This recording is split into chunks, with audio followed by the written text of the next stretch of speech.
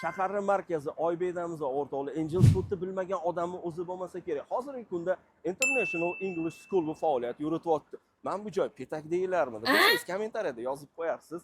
Bolalar bilan kelib olib, o'rtoqlar bilan maza qilib, dardlashib, suhbatlashib o'tiriladigan joy. Buni hammanglar yaxshi bilasizlar. Bu yoq tomonimda Vostochka, bu yoq tomonimda O'zbekcha.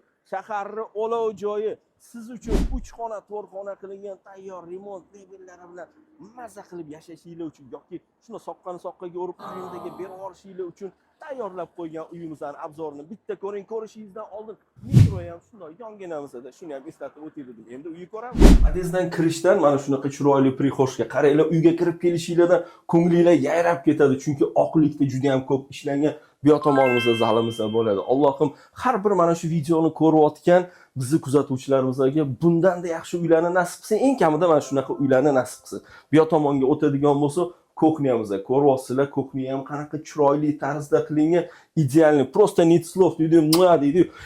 Oh my god!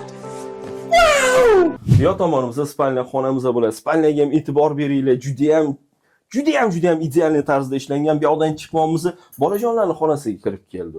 Bu yoqga ham bitta ahamiyat beringlar, dars qilib o'tirishligi uchun bu xonani o'g'linglarga qilib qo'ysanglar bo'ladi.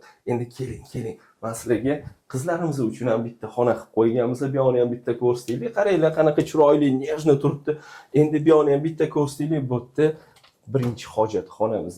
Bu yoqda основной sanuzelimiz. Buni ham bitta qaranglar, qanaqa chiroyli tarzda qilingan. Просто нет слов.